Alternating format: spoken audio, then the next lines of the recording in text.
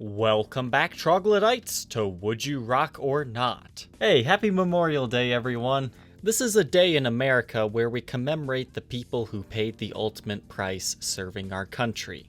So I thought maybe today would be a good day to cover the US map guitars. Now, this particular map guitar that I want to feature is supposed to be the very last one that was ever made by the original builder of this guitar for Gibson. His name is James Hutchins, and according to this listing, he's the guy who was the original builder of these guitars for Gibson back in the 80s. Apparently, the current owner of this guitar wanted him to build one last one before he retired in 2003. But before we talk about this guitar, let's learn about the originals. Now, believe it or not, the US map guitar actually first started as an Epiphone guitar, however, it was still built by Gibson. There are actually a few different Epiphone models that Gibson actually built. The other one that comes to my mind when I think about these Gibson-built Epiphones is the Spirit model. That's kind of like a double cut Les Paul. They're kind of interesting guitars. I've had one, but definitely need to re-review them. So this is an example of one of the Epiphone versions of this guitar. They have mahogany bodies with maple necks, and they do have the correct Gibson-styled headstock. So many people thought these guitars were interesting, so I guess Gibson decided to make their own branded version. And so they did from around 1983 through 1985. Now, these guitars were built in the original Kalamazoo factory, and the specs can kind of vary on these guitars. One thing that most of them have in common anyways is a mahogany body that's built in a sandwich style. You can see right here that middle layer. I'm guessing that's a thin strip of maple wood, similar to how they did the pancake-styled bodies in the earlier 70s. But the guitars retained their maple neck and a rosewood fretboard paired with Tim Shaw PAF humbuckers. Now, why exactly did they build these guitars? They used them as promotional tools. They would have them on t-shirts, like on this one, and then they had a flyer that they passed out. I think they were really just trying to show off that Gibson guitars are American made, so you should buy them, and look at how skilled our luthiers are. We can make them look like the United States of America. So the Gibson version came in 3 and 4 control knob variants. The 3 knobs are likely 2 volume controls with a master tone, but the bulk majority of the ones you see will have 4 control knobs. Now you're going to notice the one in the advert actually had a stop tail piece and a bridge like a traditional guitar setup. However, when they actually went to production, most of them have wrap tail pieces like you see here. There are also other variations, such as some of them have crowns on their headstock, whereas other ones are just the black veneer. So these are just kind of interesting, fun guitars. It's not necessarily something you're gonna want to play every single day, simply because I think that's probably the worst spot to ever put a 3-way switch all the way at the back of the guitar, but you're kind of limited of where you could actually put these control knobs when creating this guitar.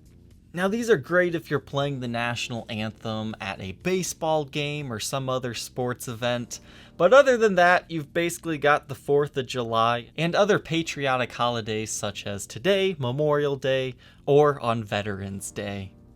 So these are kind of novelty guitars, and that kind of explains why they don't fetch a crazy premium. They're not necessarily pretty, but there are a few different variations in the finish. There's some cherry sunburst, some slightly tobacco looking ones. The bulk majority were in natural, and then there are some rare stars and stripes versions. So that kind of helps us understand the original run that Epiphone and Gibson kind of created. Now, there are also reissues in the early 2000s for both Epiphone and Gibson. That's when you can see some other exotic finishes showing up. Here's one that's kind of like a sparkle with stars. But now let's talk about the main one that I want to feature today. The last map guitar that was ever built by the original builder. And I've got to say, he left it with a bang, because this is probably the one US map guitar I would consider owning. The other ones, again, I think they're great novelty items, but I've never pined after owning one of these guitars. I would love to review and demo one of these, so if somebody wants to send me one to borrow for a video, I would be happy to do a full review. But this has to be the most beautiful US map guitar they made. So this one features a Quilt maple top, and that's what sells it for me, because this guitar now not only has a very striking shape, but it's beautiful at the same time. What I thought was interesting is they decided to go with a spruce back, and that's not something you normally see on a Gibson. The neck on this one, they decided to go with a more traditional mahogany instead of the vintage correct maple neck on these. And they ditched the rosewood fretboard in favor of ebony, and they decided to do star inlays on it. Now, I'm not sure if this inlay pattern is referencing something historically that I'm not picking up on, but I really don't like the different sizes of stars and why there's two 12 fret markers on here. I do like the star inlays, but I wish they were all this size and you just had one double marker and the rest were just singles. I think that would have looked better stylistically, in my opinion anyways. And on the headstock, instead of being plain or having a crown, they did a star. And I do like that feature. But perhaps my absolute favorite thing about this model is, one, they put the three-way switch in a little bit more convenient of a location, but they gave it a stop bar tailpiece and an ABR1 bridge. So it's more of a traditional setup, and I think that's why I like this guitar. So being a 2003 model, unfortunately you're not going to have Tim Shaw PAFs in this guitar. That's the one thing the originals might have over this. But I think this guitar, it's just so beautiful. This is how all the map guitars should have looked. But there's one thing that really confuses me about this guitar. The serial number is very strange. Now this is a custom shop guitar, so you would normally see an ink stamped serial number, but this one has the traditional stamped in serial number with 8 digits. Now this normally reads year, day of production, and production number, but in this case that would make it a 2023 model, which, yeah, this guitar is a 2003.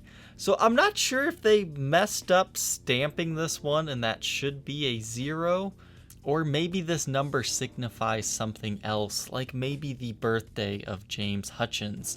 Perhaps he was born in 1923? But the one question that remains is, how do these guitars sound?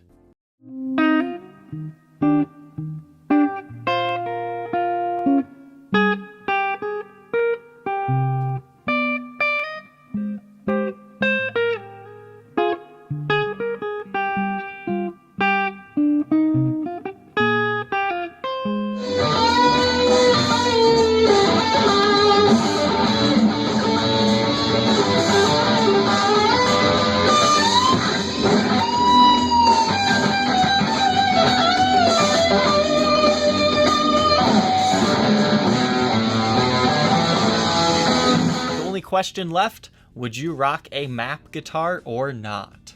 Leave your answer down in the comment section below. Don't forget to like, comment, and subscribe. And we will see you tomorrow on the next episode. Take care.